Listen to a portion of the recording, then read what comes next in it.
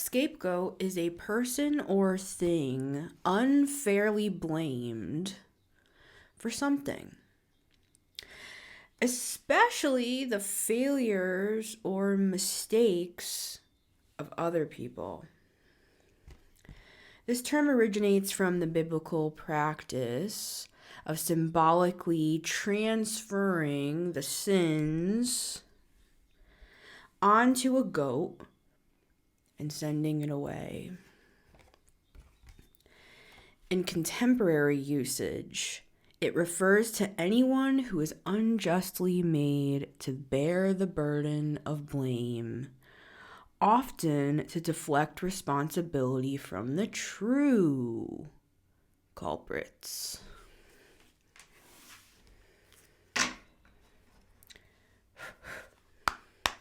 Hello and welcome back to the Metamystic Show. It's always great to have you guys. It's Missy Gordon, the Metamystic here. This is a collective timeless reading. I'm using my metaphor cards that I made. They're just a oracle deck full of metaphors. A picture is worth 1,000 words. And that's literally what we're doing today with the symbology of the scapegoat. When you think of the sins or the wrongdoings or all the bad stuff that has ever happened to me, I'm putting the blame on somebody else, or, oh, I'm the one who actually cheated, but I'm going to blame the person that I'm with that it was their fault that I did that, or, you know, it's your fault that I gambled $300,000 away. It's your fault that I'm unhappy. It's your fault that this or that. It's deflecting responsibility, blaming another person for that thing, and that varies in degrees of what that thing could be. This could be all the way from something like saying, wow, it's your fault that we came to this stupid restaurant. I hate this place. My dinner was terrible. All the way over to criminal activity that you end up in prison for 25 years, right? This one goes out to the scapegoats. We're going to get 4 cards from the metaphor deck today. Then we'll get some tarot. 1. I'm going to take those 2. 3 and 4 are outcome magic card. Heart of Stone at the bottom of the deck. That should have been all we needed to see, right? Like when somebody lacks empathy, that should be the first red flag. Like if you see that somebody literally doesn't care, this is one of the first signs of that you could be dealing with a narcissist. Now, usually people will categorize a narcissist as somebody that's like grandiose, cocky, they're full of themselves, but there's different types of narcissists. There's vulnerable narcissists, for example.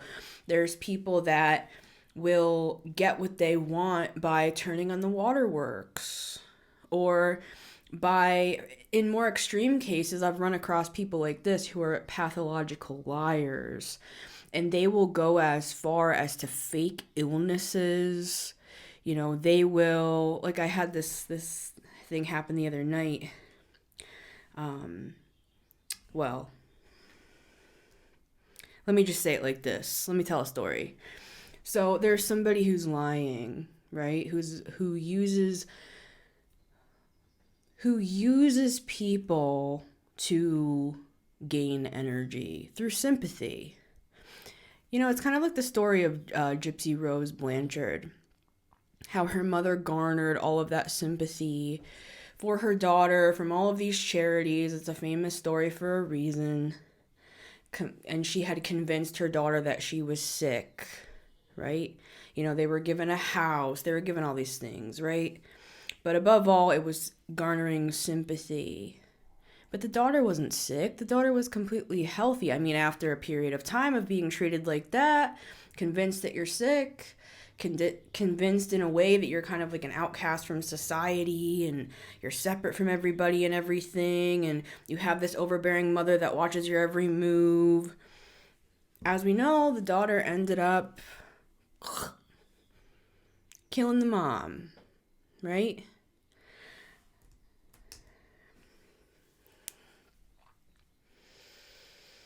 This stuff goes all the way from seemingly benign to extreme, where you could be dealing with somebody that maybe they're not going to say, it's your fault that I did this, or it's your fault that this happened. Maybe they don't have outbursts with anger or wrath, narcissistic rage they call it. Maybe they're a different type of narcissist. Maybe every time you try to leave, how could you leave me here? How could you do this to me, to our family? All I do is this and all I do is that, and you just treat me so terribly. And it's like all the while this person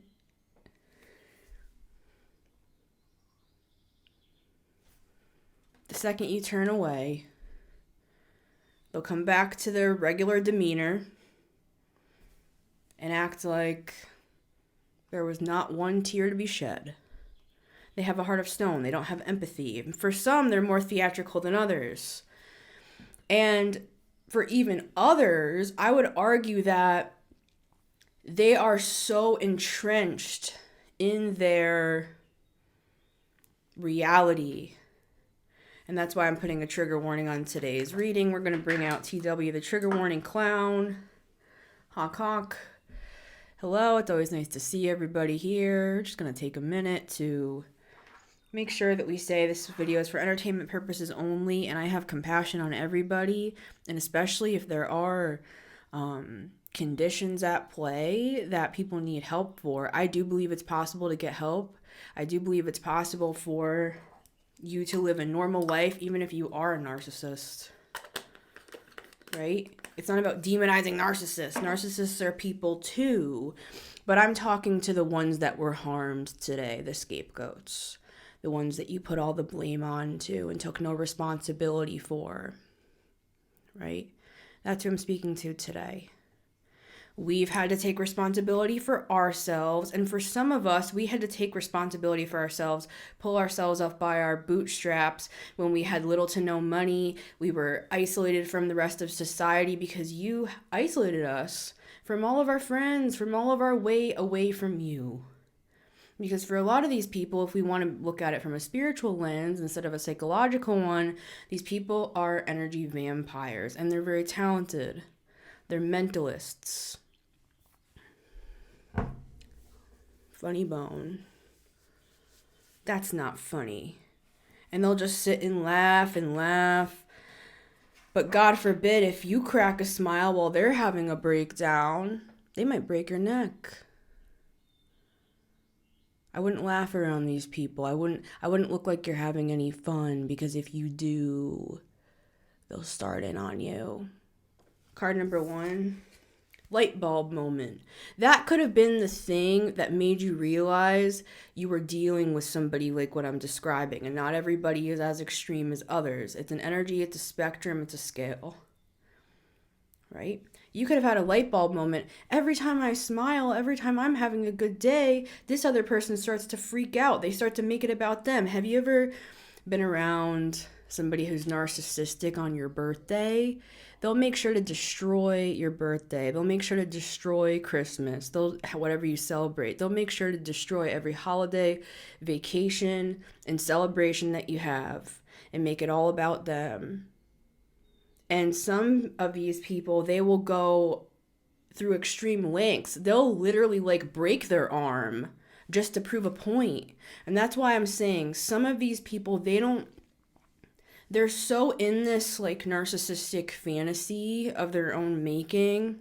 And it took many years to construct the building that is the psyche of somebody like this, that they believe their lies. They are so pathological. They're so separate from their own souls, and we can all be like this from time to time, that they believe that they are truly the victim for a lot of them here, right? They're not really sitting around plotting and planning. Well, some of them do, but it's more for like ego, for their own protection, to hide the secrets that they want to hide. It's not necessarily like an evil movie villain, right? It's more of a subconscious patterning to, it's kind of like the mind of an infant that never, I mean, what I've learned about narcissists is that what technically causes a narcissist is that you don't ever individuate from the mother. You stay connected to the mother. Like, usually when you have a mother and a child, the child individuates away from that mother. At first, they see the mother as an extension of them, right? They see them as like another arm, another leg, another someone to bring them food, someone to make them laugh. But as the child grows, they start to realize, I'm my own person. I have my own arms. I have my own toys. I can go ask mom for a snack. I can get the graham crackers out of the drawer myself, even if I want to, right? That's just a normal, what is normal, but that's a typical stage of development. Now, I'm not saying this is the end all be all of a creation of a narcissist, but that's what I've read through multiple sources. So anyways, you might be having a light bulb moment that the person that you're with or that you're around or that you know sees you as an extension of them and not a separate person. That's another thing here too. And that's why I personally believe that a lot of codependents are usually connected with somebody that has some level of these traits, right? And it doesn't have to be NPD. It doesn't have to be narcissism. We all have a level of narcissism as human beings. It's healthy to protect ourselves. It's healthy to focus on ourselves. I would recommend it because the people that I'm talking to, we're so far down the scale on the other side of giving ourselves as martyrs, as scapegoats to these people that we've known, that it would do us a little good to be a little selfish from time to time, to realize who we even are, what our hobbies are, what things we like, what foods do I like. I always just say wherever you want to go because I don't want to get in an argument, or, you know, I wear the certain clothes that I wear because I don't want my partner to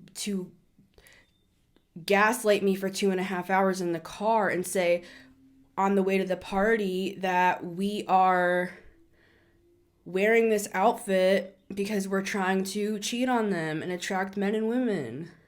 When really we were just wearing a cute dress we bought, or we were just wearing a nice shirt that we got, or whatever.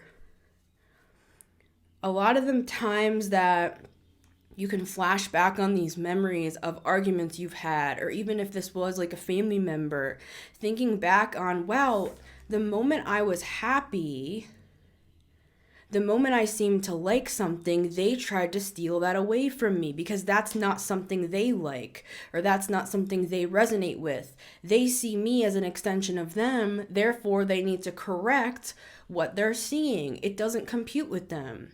You should be exactly like me. And if you're not exactly like me and you're not just an extension of me, one of my tentacles, one of my arms to do my bidding, to make my life good, then this relationship is not how I want it to be.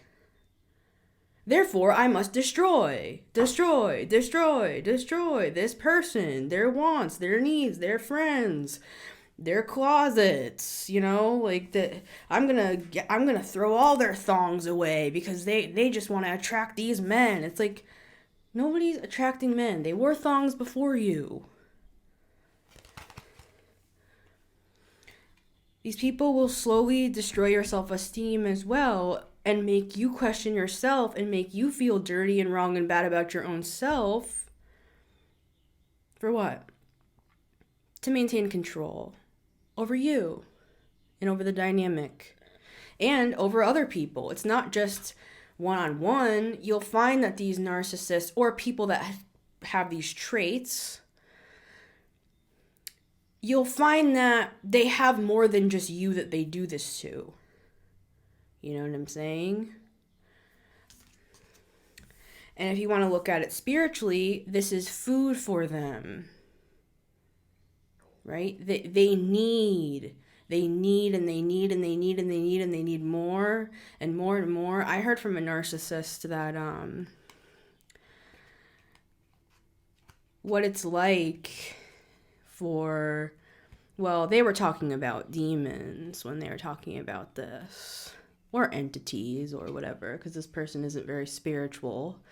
It's interesting that they do believe in demons, but they were explaining that it's like a fireplace. And, you know, they need the wood to keep things burning, to keep the fire burning.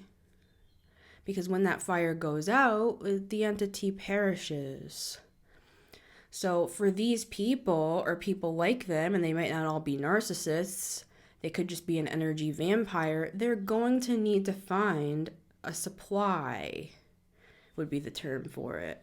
They need to find narcissistic supply. And if they're not going to get it from you, they're going to begin to panic, just like a drug addict panics when they're running out of drugs.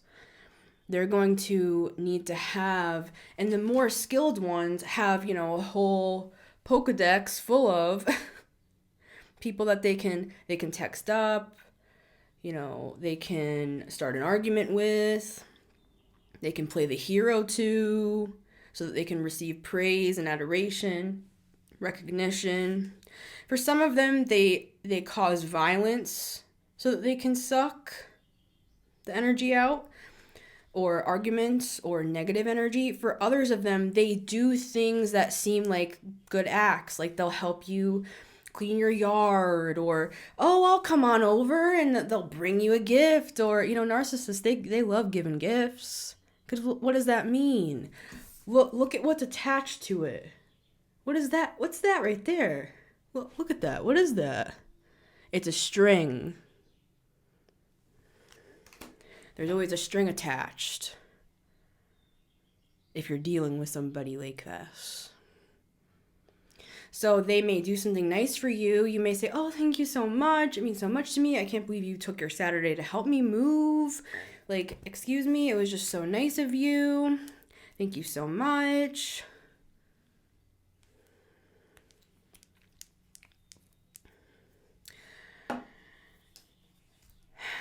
Later, like, what they're thinking in their head is that I can use this later if I need to. Oh, I did so much for you.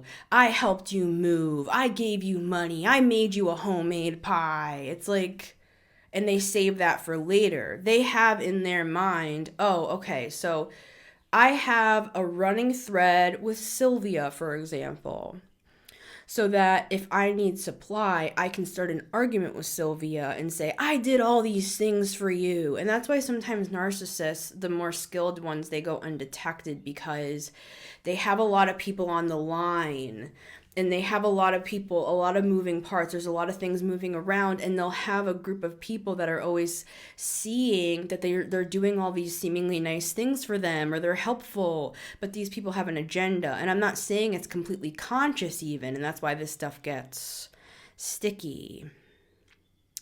Because they don't always realize that they are King of Swords, Queen of Swords, plotting and planning 10 steps ahead of when they need more supply. They can use this person, or they can start an argument with this person, or they can claim I helped you, and the least you could do is do this, or the least you could do that. They have strings everywhere. It's like all these strings are just attached. And the more people involved, the better. Because the more people involved as well, it causes confusion. Seven of Cups, there's differing opinions. One person will say this person was super helpful. Another person will be like, they seem kind of weird and creepy. Another person will be like, oh, my brother had an experience with them, but it's a step removed, so people don't believe it, etc. The more moving parts, the better, because it blurs the reality of what could be true and what could not be true. And for the most part, especially if somebody wasn't directly involved, they're not going to care. They're going to lose interest in the story. They're going to lose interest in the plot in like 3 hours from now anyways. So somebody could be suffering in silence connected directly to somebody like this, but there could be people around them that are like, I don't want to get involved, or I actually kind of don't care, or I don't have time for that. And that's human nature. But when you're trapped with a person like this, it feels like a trap. It feels like you're in their web of lies, and their web of communities and people. And for some of them, they have more pull than others. Some of them have money. Some of them have power. But even if they don't, like I said, they could be poor. They could be homeless on the street. Literally, I've seen this. And they will garner sympathy. They could be not actually homeless even. A lot of them lie. A lot of them tell tales, and they forget which lie was last. And in fact, the more confused they are, the better, because it kind of separates them from it. They'll be like, I don't remember what you're talking about. I never said that. And in their mind, they may actually mean that. And that's where it gets even crazier with these people, is because it'll make you feel crazy, because they honestly might be looking you in the eye and be like, I do not remember saying that to you. I didn't. In fact, I did not say that to you. And you're like, you said Saturday at 2:00. But you guys made that plan last week, and there's been so much that's happened in this person's world since then that they honestly might not even remember. But some of them they know, and they're lying, and they're gaslighting you. Either way, it's just this understanding. It's going to be a roundabout argument with people like this. It's pointless to argue with people like this, because even if you do possibly get to the root of something and actually talk about the issue at hand, tomorrow they're going to act like it never happened anyway. They might even wake up the next morning and start an argument with you. They might start bringing up the argument the night before and be like, you said this last night. And it's like, I thought we went to bed happy. We got food together. Like we ate dinner in bed. We cuddled. I thought everything was fine. And they're like, yeah, but you said this and you said that. And anyways, this is just validation for people. That's why I'm taking the time. So, but specifically, this is one of the ones I feel can be the clearest detected, because, and what I mean by the light bulb moment, that this could be the thing that is clearest detected, is when you're happy, when you enjoy like a certain band, or you do anything like that you're proud of, like say you run like a half marathon, or you produce a music album, or you do something that matters to you, right? You will find, even if it's subtle, that this other person or people, they're not supportive of you, and in fact they seem a little bit annoyed. Like because to them, it feels like they're not seeing themselves mirrored in you, because they're not doing those things. Those are not their interests. So it's like the infant that never individuated from the mother, they're looking at you as an extension of them. So to them, this is a crack in the armor of their psyche. It does not make sense. So even if it's subconscious for these people, they will begin to strike.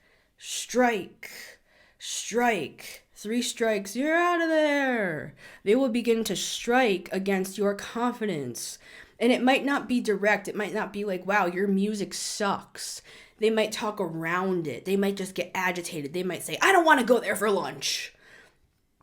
And you're like listening to the album in the car to like, this is just an example, guys. People are like, this is her story. She's a musician.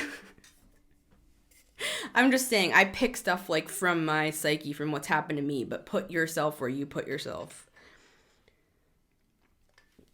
It's all the same, guys. It's just a different font. You know what I mean? Like, this is the same energy across the board, man, woman, whoever they are. I don't care who they are. It's all the same thing. They all went to the same narcissist school. They're all connected to the same stuff. And in my opinion, I think it's even more complicated. If you want to get more spiritual with it and still somehow hold the psychological perspective so we don't get too far out there and lose our minds, we can hold the psychological grounded perspective that people can have a diagnosis, or people, need treatment and things like this. But if we start going out further, this is what I see. I've seen it this way many times. It's like, you'll have the original narcissist. This is Obsidian. You'll have the original narcissist, right? that is the energy vampire, and they're draining the energy from you, right? So as it's being drained, it's like they don't get to keep all that energy. This is my opinion. I'm not saying this is how it works in every situation. This is what I see in the narcissists that have bigger energy and they feel like they have a bigger energy. This is why, or this is what I've seen in my own experiences. They siphon the energy from you, but it's a devil contract. For some of these people, they may only get to keep 20% of the original energy. If they're draining from you 100%, they have 100% of this energy in their hands, they only get to keep 20% as an example. The rest of that 80% goes to the higher entities. And I mean it that way. We always talk about, oh, they're low vibration. There's such a thing as high vibrational evil. High vibrational energy vampires, manipulators, mentalists that are extremely powerful and ancient. They're ancient beings that have been around a long time, right? And they need to be fed. And so a lot of times this original person has a devil contract with, oftentimes I see it more as a group or like an overlord, sort of a collective consciousness, almost like a disembodied like cloud or something, like a black cloud is how I would see it. And it's just feeding this energy. Like the original narcissists that you've dealt with or energy vampire, a lot of the time I find that they don't even get to keep what they procure, right? Like they take a cut and then they give it to the rest that they're working with. And I find a lot of the time that these groups, they end up turning on the narcissist, especially if they're giving them a problem, they're taking too long. They will turn on the narcissist and start torturing and tormenting the narcissist and use the narcissist as a means of supply for them. So they're connected to these entities, these jinns, these, there's lots of terms for these things, right? There's lots of different sorts of entities, demons, and beings throughout all sorts of different religions, schools of thought, and folklore, legends, right? So we can look at these things in all different cultures, and people all have their own perceptions of what these beings are, where they came from, and how they use their skills. So that's the back end. Back to the front. Light bulb moment. It's as simple as they don't support you. Anyone who loves you would be like so proud of you and happy that you've been involved with something that makes you happy or that makes you feel accomplished. Easiest way to tell, in my opinion, because the other stuff can get confused. They can gaslight you, right? Because you could say, well, they're so negative and they cause fights with me. Technically, somebody who's not a narcissist can cause a fight with you. Somebody who's not and I'm not saying everybody's a narcissist here. I'm saying there are overlaps of these certain symptoms. Doesn't mean everyone's a narcissist. It just means that sometimes if someone has very low empathy, for example, like they don't care that you're crying, like they're sitting there on their phone while you are bawling and hyperventilating, like I've experienced many times personally. And the more boisterous you become, the more flamboyant you become, the more you cry, the more you hyperventilate, the more they detach, because it's like they're just if they're looking down on their phone or something, or they seem not to care, trust me, it's kind of like they could be looking down with their eyes, but their eye is staring directly at you. You can see it with your third eye. Try it. If you're around somebody that you feel is draining your energy, but they seem like not to care, they seem like they're looking down, or they seem like they're looking away, or they seem detached, mark my words. You can look with your third eye. I would even suggest, don't look directly at the person. Kind of just, get into your space here. in your own energy. And I know it's hard when you're around such a big energy as that person, and they have all different ways they show up, right? Some are vulnerable, some induce rage, some are more quiet, some are more loud, some are more cocky, some are more insecure, right? Judgment. I would just kind of get in tune with yourself really quick. Don't let them know you're doing this. And start feeling, because we all have different gifts. Some of us see, some of us hear, some of us feel, some of us know. Try to get into that spiritual space with your guides, your angels, and your ancestors. And I know it's hard, especially if you're in the heat of a moment with a person. Try to get grounded and get in tune with that. And then start to look around in there. And look is different for everybody. Like bats, they use echolocation. They're not looking with their eyes. They're sending out a sound. The bat is sending out the sound. And the sound, what it does is it reads the environment. It reads if there's prey. It reads if there are trees. It reads what's around. And the echo bounces back to the bat. It receives a sort of energetic mapping of its surroundings. Excuse me, guys. And so for some of us, 2 angel cards coming out here. And for some of us, we just listen to what our angels are saying or our guides are saying to us. Or some of us, I've always been a seer, I will kind of look around behind the veil and I'll kind of see what I'm looking at. And I'll always see that there's either some sort of energy or being, or their face looks disfigured, or they look evil, they look like a reptilian, or they look like some sort of alien that's not a human, or they look kind of like the energy, you read the energy and it feels like a lie. They could be smiling, but they are not inside. Or because some of us just feel, we know that somebody could be smiling in our face, but we pick up that it's not an accurate read. I would suggest when you're dealing with beings like this, that you use your spiritual gifts while simultaneously holding the psychological perspective of our time to make sure you stay anchored into the reality of the 3D world so that you don't get too far out there with this stuff, because it can get really weird really quick, especially if we need help, especially if we feel vulnerable. That's how people get involved with cults, for example. So just be careful. When you're looking for answers, always run it through your line of discernment. And I mean mental, human, logical discernment. King and Queen of Swords. Right? So, we have, for our second row, we have 2 cards. Let's take a look. We have beauty is in the eye of the beholder.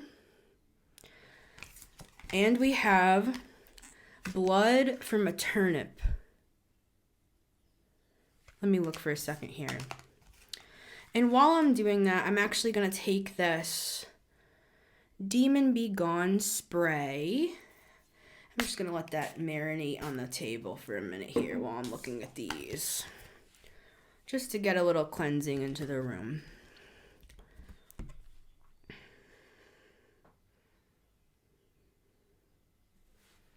Let's start with beauty is in the eye of the beholder.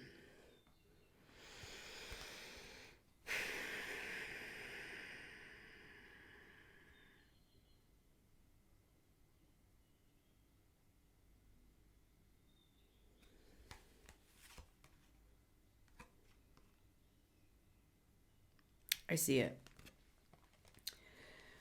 You could have all the evidence in front of you.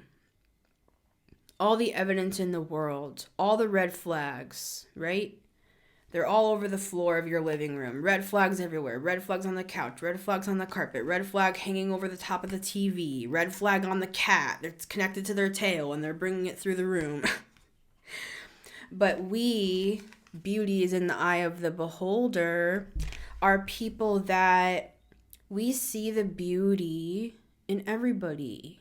We see there's lots of different types of people, and we're very compassionate on people.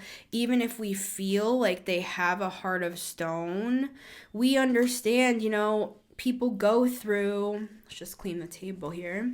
People go through really hard things in life that makes them feel like they don't belong, or it makes them feel like an outcast in some way, or they were cheated on, or they were turned down by people before, so they have low self-esteem, or they lost their job, or their business that they built fell apart, or whatever. They had a hard upbringing. Their mother is very overbearing, or they had a father that was abusive or a drinker. It's and I'm not saying that all those things don't apply and that we can't add those into our repertoire of understanding of this person and looking at their chart, so to speak. They have this, they have this, they have this, they have this, and they have this. And we just put it in the pocket and we keep that in our brains, that this is the sort of person that we're dealing with. This is their backstory. So we have compassion on that. But we all have a story. We all have a backstory. We all have things in our pasts that have been challenging for us. And many times, the scapegoat, us, we are not given the same courtesy. There is not understanding. There is not compassion. There is not patience. There is blame. There is, you're not enough for me. There is, all you do is whine. There is, all you do is talk about yourself. There is, you don't even care about me. There is, you're cheating on me, etc., etc., etc. And not everybody that says you're cheating on me is a narcissist, right? I went down this whole deep dive study of something called pure O. So it's a form of OCD that is purely mental. So, we think about OCD as okay, turning the light switch on a bunch of times, on and off, on and off, on and off. And if you have OCD, I'm not trying to trick you guys, right? I've wondered about myself, if I'm honest with you. For some reason, I felt like putting an evil eye on that. Let's just protect the people in the house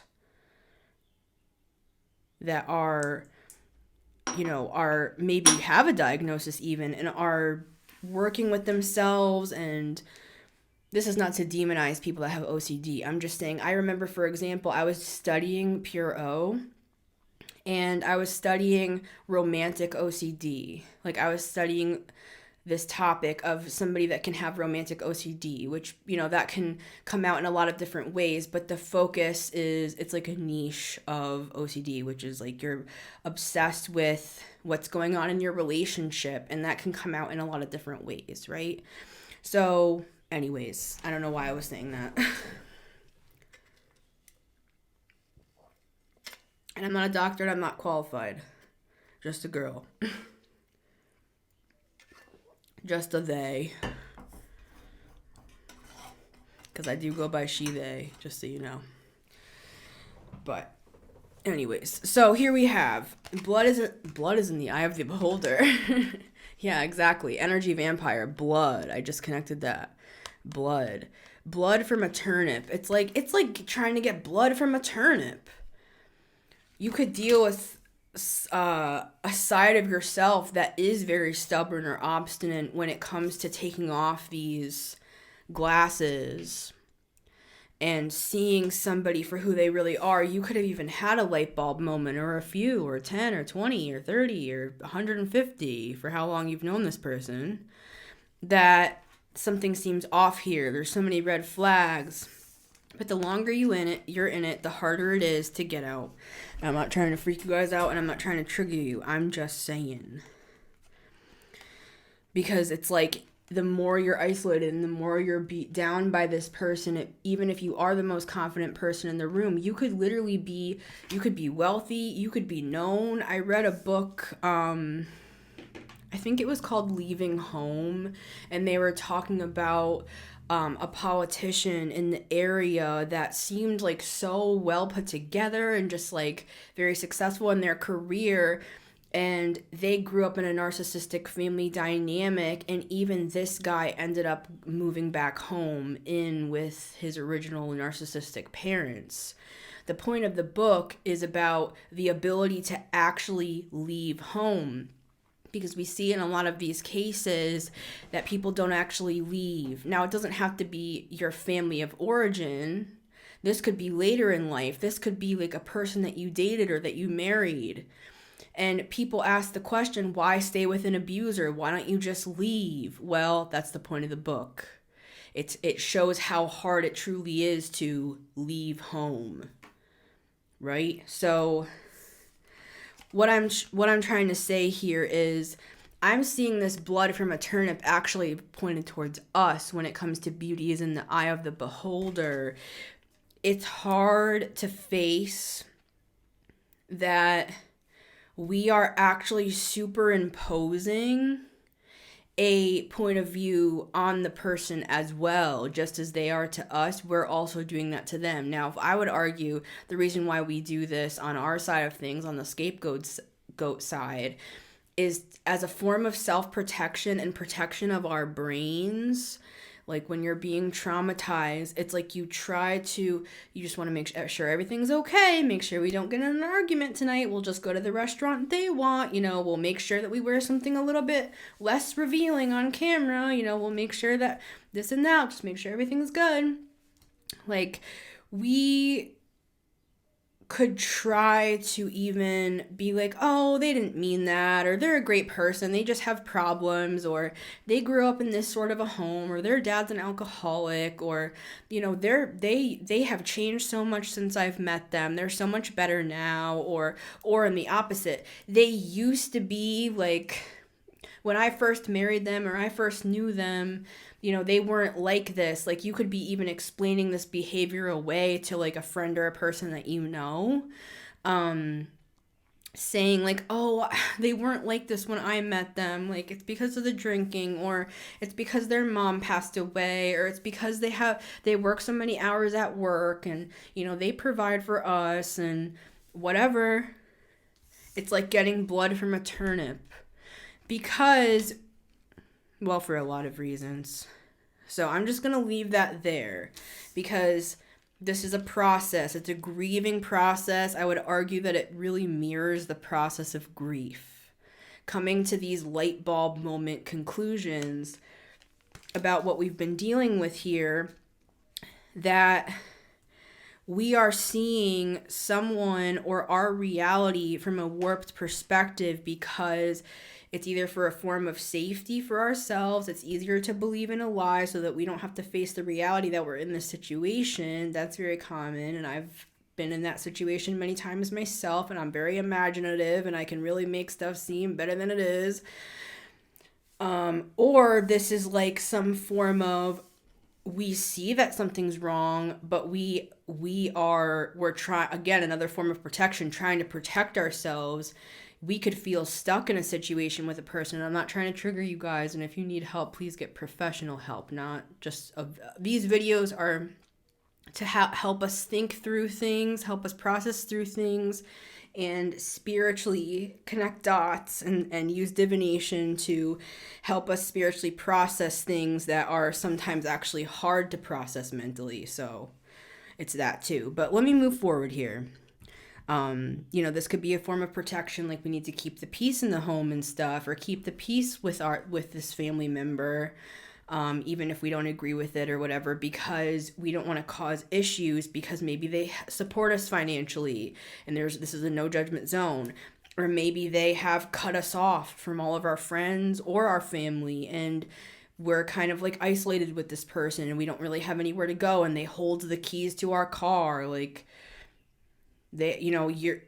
your phone bill is under their name. It's like all this stuff, right? So sometimes we need a little help getting through.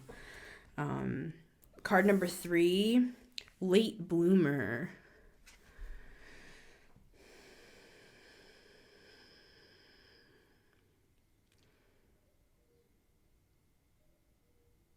I feel like I'm hearing an owl right now.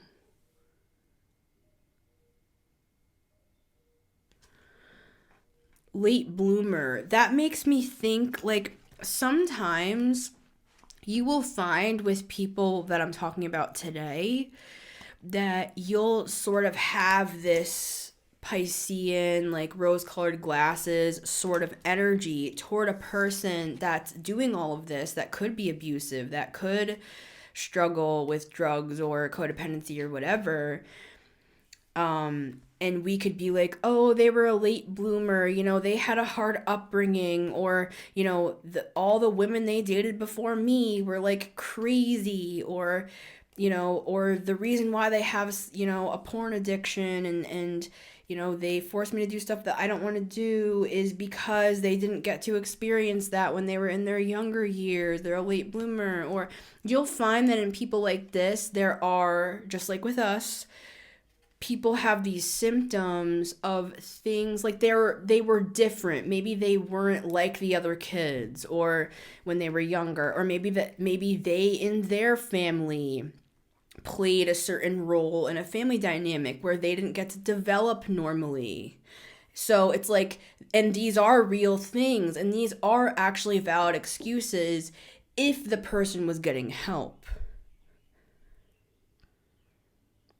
Now, if the person's not, and if they're hurting you, and if they're breaking your wedding vows and cheating and lying and drinking and doing drugs and, doing all this crazy abusive shit and controlling you and taking your money or controlling you with money or isolating you from your friends and family and stuff because they just want to be together with you forever and stuff.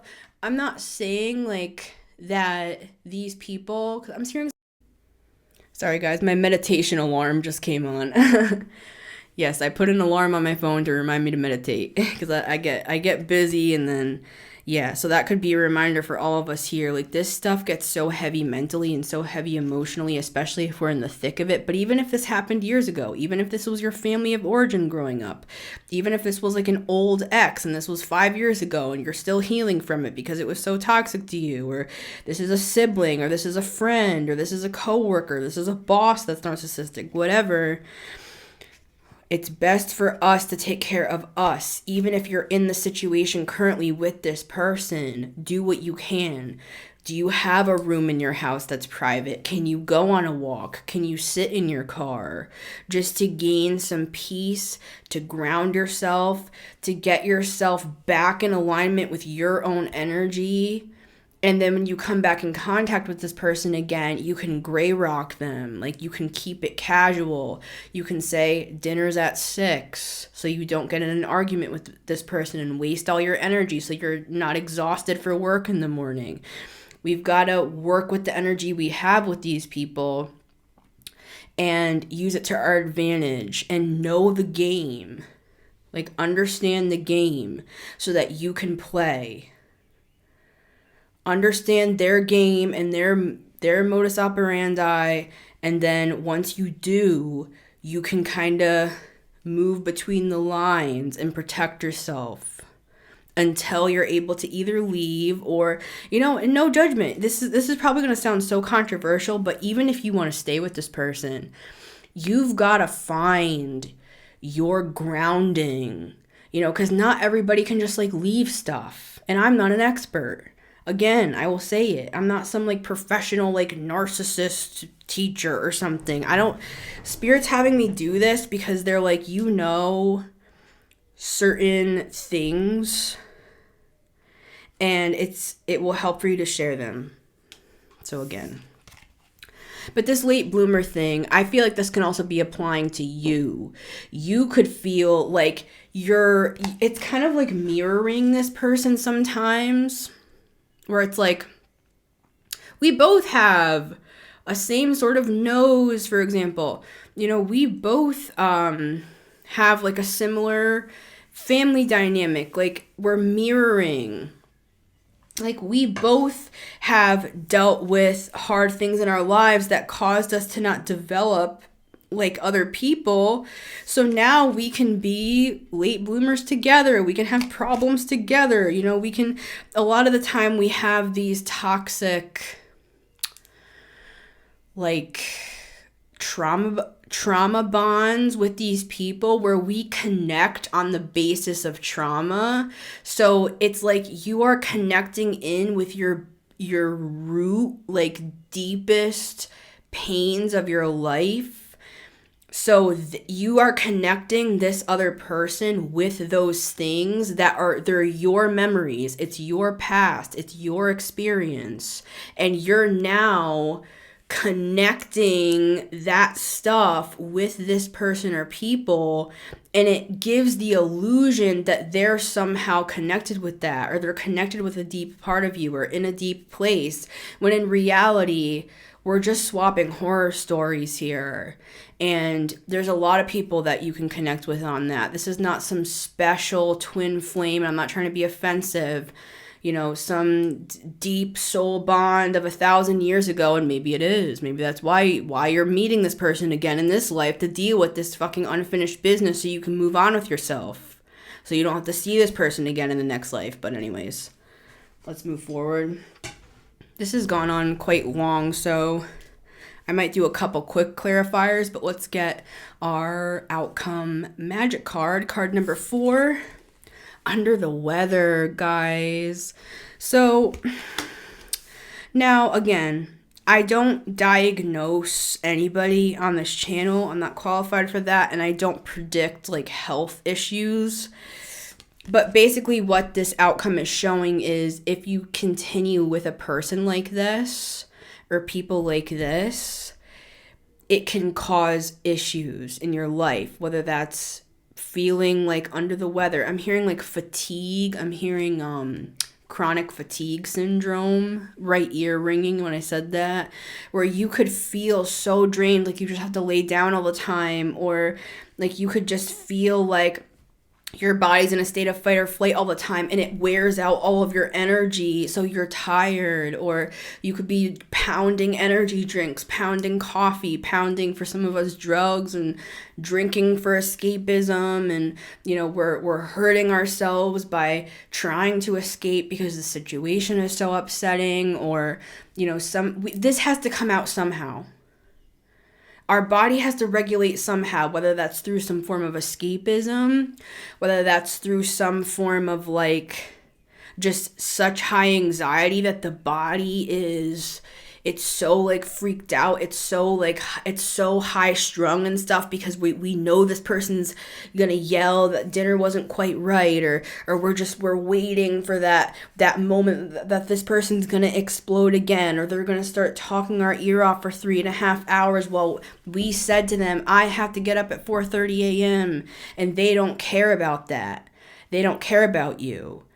Right? And I'm just saying, like, in general, that could be how we feel. Like you said, it's right now you're in bed with this person. It's 10:30 p.m. at night.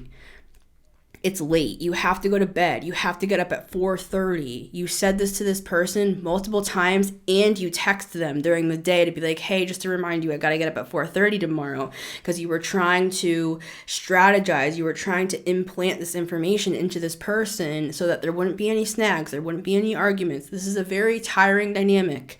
We have to plan 10 steps ahead. We have to always be on edge, right? For those of us that know, we know. That alone can cause our bodies to be under so much stress and strain. Now, you said 4:30 a.m. It's 10:30 p.m. at night. You're in the bed with this person, and they're talking about this that happened, and they're so upset, and this person doesn't respect them or appreciate them, and then they start getting more angry, and then they start throwing stuff, and then they start blaming you, and you're never here for me, and all you want to do is go to bed, and I'm pouring my heart out to you, and you said that you wanted us to connect, and you wanted intimacy with me, and the moment I open up, you start saying you've got to go to bed. It's like you said 4 to 5 times earlier in that day, you have to go to bed because you have to get up at 4:30 for an important meeting that this person clearly doesn't give a shit about. So yeah. And seen. Because that's pretty much what it is. If we really want to be honest, we could wonder, is this person literally an actor? Because it seems almost theatrical, I find. And growing up, whenever I would get super upset and I'd be crying and I'd be talking about like trigger warning, my self-harm, that I'm struggling with cutting and stuff like that, I remember my father saying to me that I was an actress, that I was such an actress. I was like 14, 13, 12 years old, right? So for me, this goes back to family, and I love my dad, and I respect my dad still to this day, but I just have to keep my distance. These people are not bad people. They're connected to bad things. They have a ton of unprocessed trauma. Some of them never developed to begin with. If you look back into their childhood, there's lots of questions to be had there. You know, if you look at their parents, if you look at how they were raised, how many times did they move, you know, did they have any issues at school, etc., right? And we have compassion on all that, but at the same time, if you are waking up at 4:30 a.m. after going on a rampage with this person until 2 a.m. and you only have 2.5 hours of sleep, and you're in the mirror with bags under your eyes and you're trying to like do your hair before this interview or whatever this is, you are like crying your makeup off in the freaking car, looking in the mirror, trying to fix your makeup before you meet this person at 4:30 because this was so exhausting for the 100th time with this person. That you can't, it's like you can't expand, you can't get the new job, you can't do well in the interview, this is how we feel because we're so beat down from these situations. So these cards, light bulb moment, beauty in the eye of the beholder, blood from a turnip, and late bloomer. I'm going to actually set these aside because I feel like we have beaten a dead horse on those. I want to look at this outcome under the weather a little bit here and just get a little bit of energy on these. Actually, I'm going to use a different deck. I'm going to use the bigger cards, these ones. And let's just take a look at this under the weather.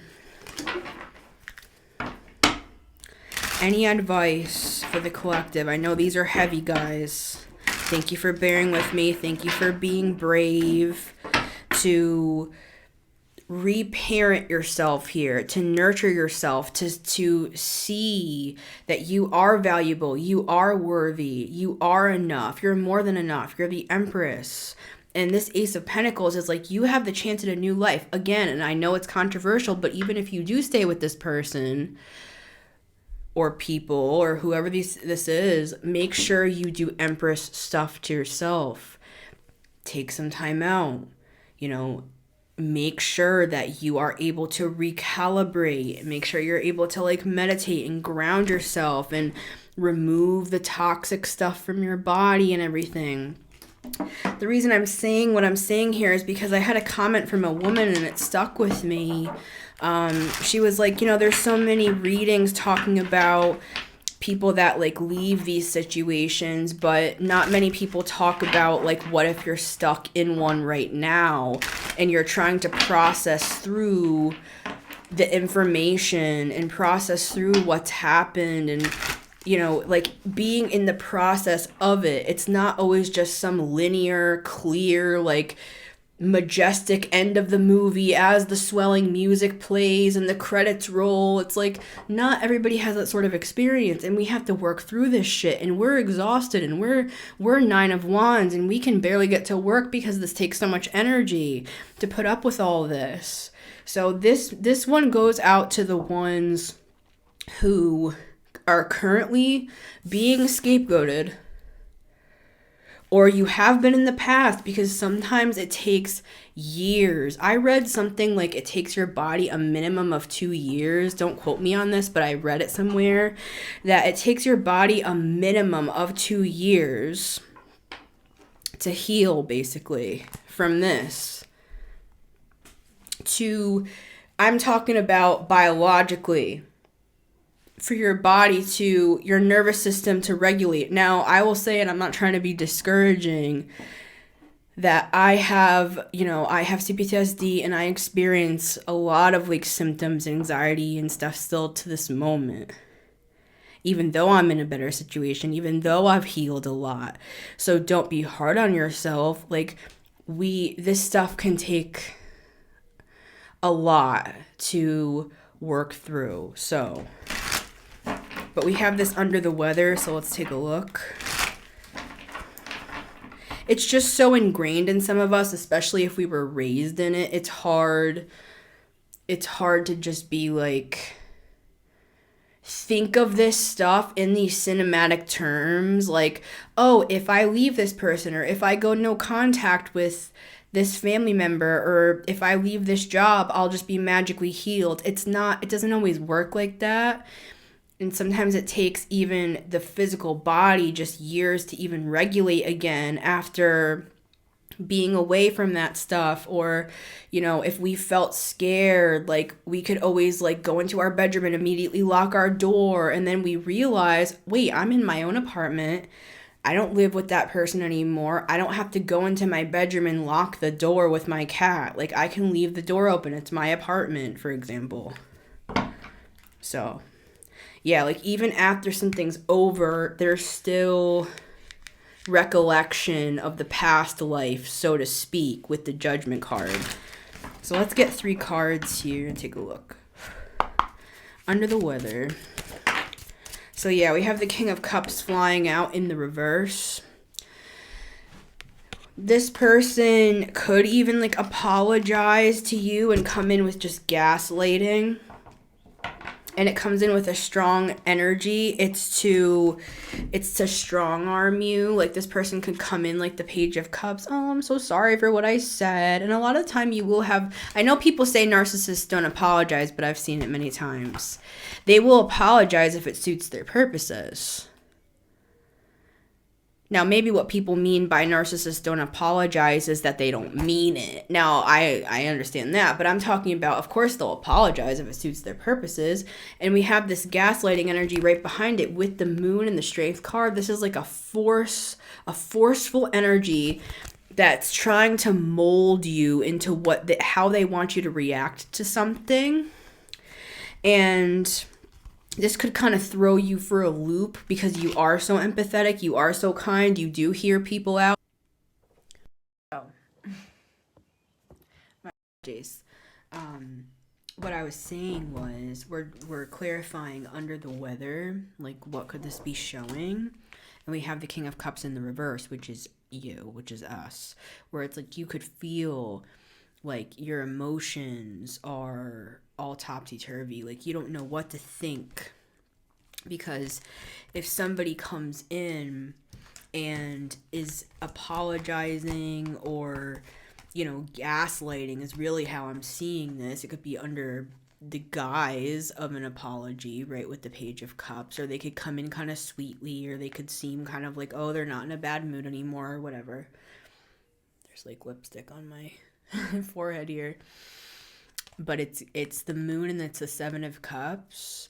It's a gaslighting energy. It's a confusion energy. It's an illusion energy. And it's actually a fear-based energy with the Moon. It's like they're actually coming forward with a veiled threat. They're coming in to strong arm you and to mold you like clay into how they want you to react. And for those of us who are more seasoned with this sort of thing, we will also knowingly morph ourselves against our beliefs and against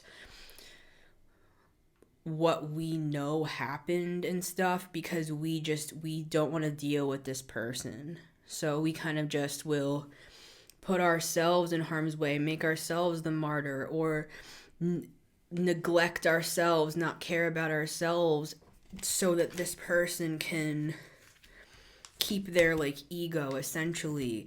Like, we'll put our own selves out in the cold. We'll have no needs. We'll make sure we don't have any needs. We don't have any wants. We don't have any desires.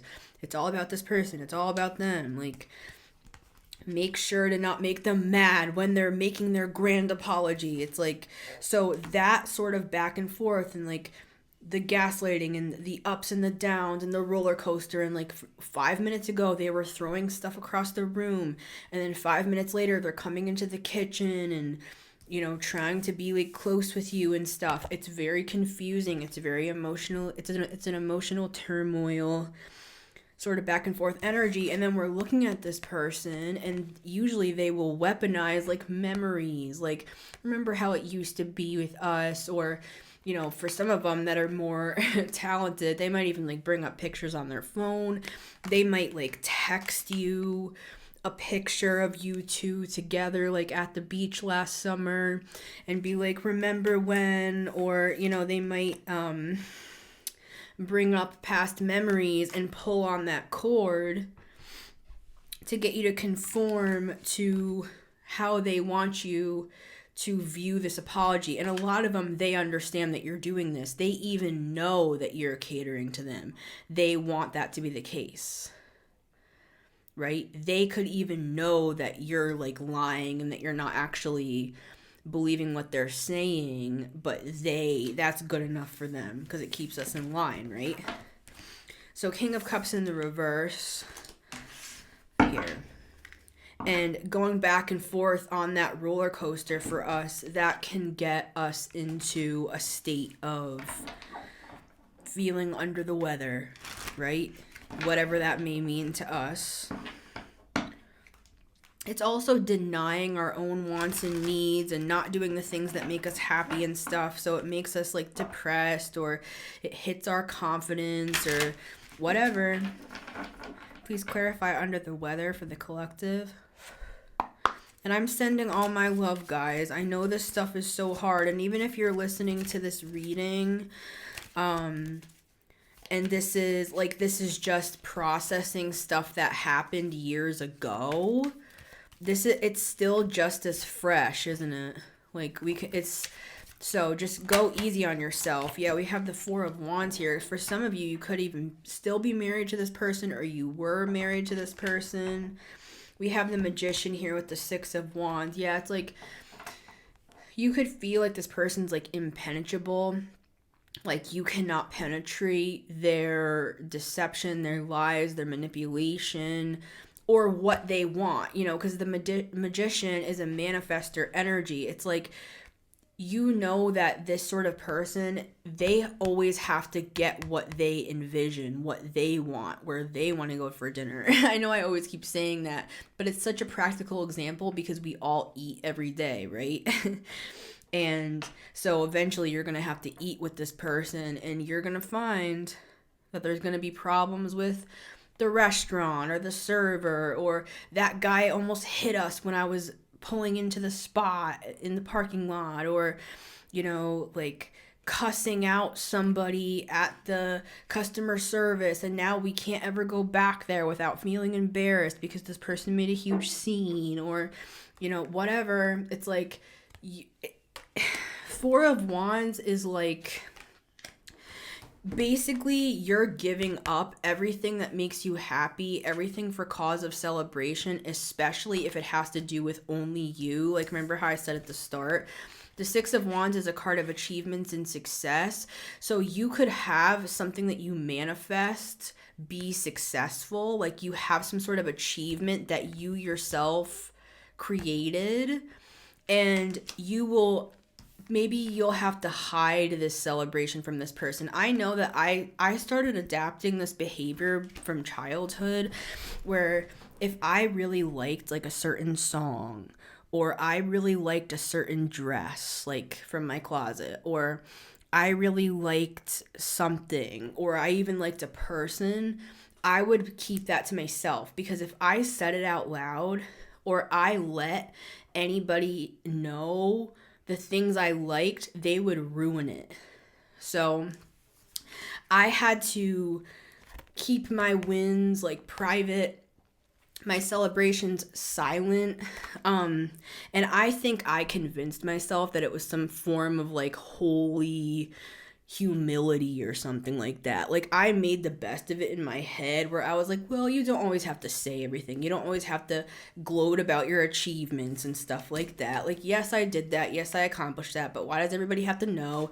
It's not like we have to have a whole party or something like that. But it's like, if you're around people that love you guys, like, I would love to throw us all a party, for example. Like, I I love to make food for the people I love. Like, I love to have, like, parties. Like, come on down. I got my bonfire in the backyard. And I would actually love to do a meetup at some point with everybody. But I'm just saying, or have some sort of a workshop or conference or trip or something like that. But anyways, I'm just saying, it's like, if you're around people that love you, we want to celebrate you. Like, you deserve to be celebrated. You deserve a party. It's like, if you do something that's an achievement, it's not cocky for you to be celebrated, right?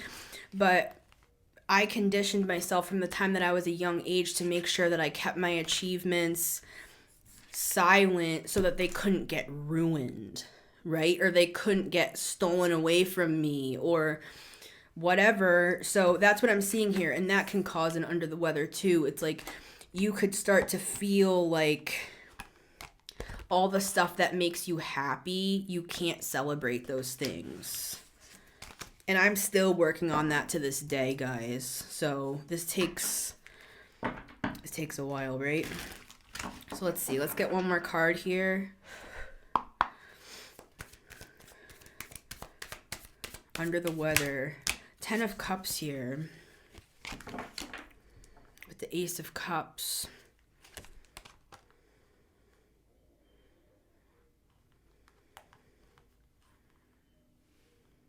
What is this 10 of Cups?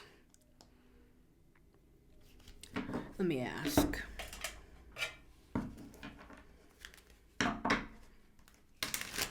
I feel like there might be somebody that wants to celebrate you, that wants to have like a wonderful life with you. Or this is showing, oh, It's a Wonderful Life, that movie.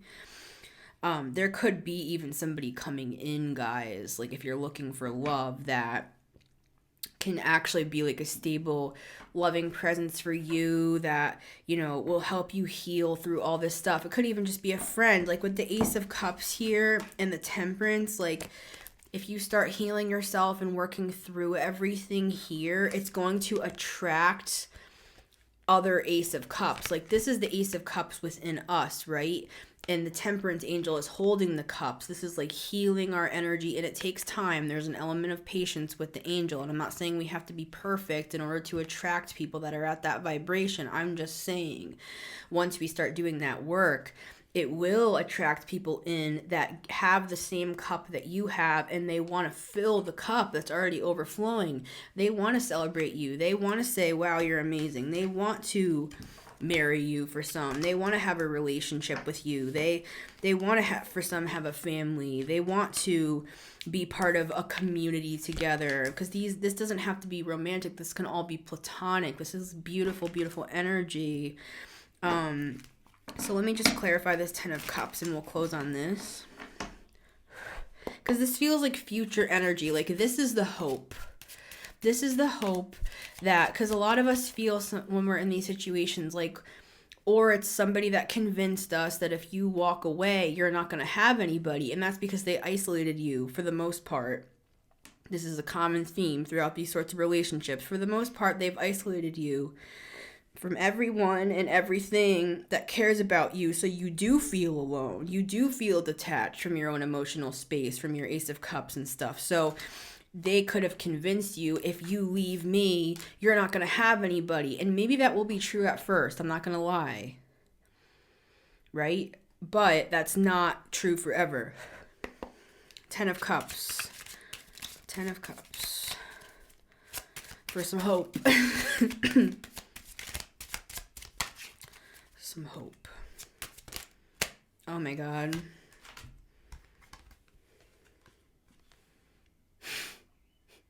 You know how this is so crazy?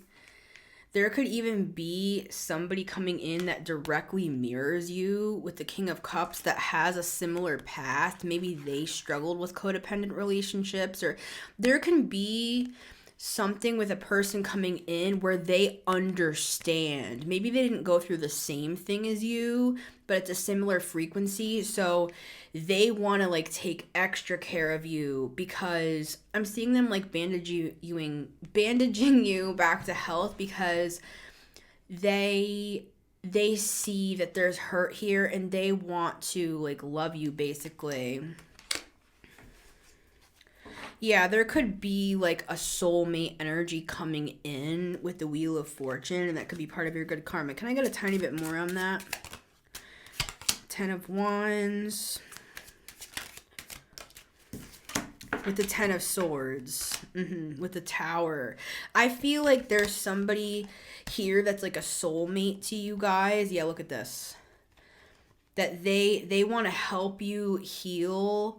That could be what this Ace of Pentacles in, and that came through in one of my readings recently. The Ace of Pentacles, was it the reading I did right before this? No, it was for the full moon in Scorpio, where I got the oh, sorry, spoiler alert, but if you haven't seen it. But anyways, I got the Ace of Pentacles, and it was talking about a new person coming in, and I feel like this is that same energy that we're seeing.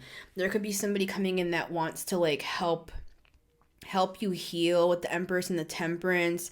We have the Four of Wands in both decks here with the Two of Cups and the Six of Cups. They want to, like, this could even be a friend and a new romantic partner. This could be like a community with the Four of Wands, a party, a celebration. I feel like there's this energy of, as we do this healing work, people they want to even heal you more. They want to celebrate you more. It's like, it's the Empress energy, right? It's reparenting ourselves. It is self-worth. It's Venus energy. It's Ace of Cups. It's like, as we treat ourselves like that, with love, with compassion, with kindness, with slowness, with patience, with temperance. My right eye is twitching, and that's a positive omen. That can also mean like money and stuff too, as a side note. I feel like your money is going to get better as you heal, and it's going to start attracting all of this positive energy. With the Tower, I feel like there could be somebody here, this King of Cups, male, female, non-binary, however they identify. They could see these tens. They could see that you're at the tail end, for some of us here, of this like heavy burden that you carried for a long time, this karmic burden and these betrayals and just all this pain and stuff. And I feel like they see the Tower on you, if that makes sense. They see the Tower in your aura. They see what you've been through, and they want to like treat you like what you're worth. I'm getting this person say, I want to show you like what you're worth to me, how I would treat you. I would never treat you like that. I would celebrate your wins. I would love you no matter what. Like, I want to do fun things with you. I want to see the world together. I'm channeling this person. Like, I want to give you everything this person never did. And all of the pain that they caused you, I want to extract it. I'm seeing this person like extracting venom from your body. This person could even be like a healer, like some sort of energy healer or something like that. Okay, sorry guys, I'm just going to finish up on my laptop. I was saying this work that we do, this healing work, it will attract your true family, your true home, your true tribe, like your true friends, your true community, your true family, your soul family. But it's like, to be seen, we need to do this like really hard integrating shadow work, that it's like, it's almost like it allows these other people to be able to see us when we do this integration. And I'm not saying we have to be perfect for these people to come in. It's just, for a really long time, I actually like didn't like this card because it reminds me of a family photograph. Look at this photograph. So yeah, I use humor as a defense mechanism, clearly, but it reminds me of like a family picture that you like send out for Christmas or something. And I know it's supposed to be such a happy card, but it kind of sometimes makes me feel like sad when I look at it, actually, because of what it brings up, like what it evokes. So I feel like, and of course, we're always healing and stuff, but I'm just saying, like, there's still aspects of me that I just have a lot of pain. right? And I believe that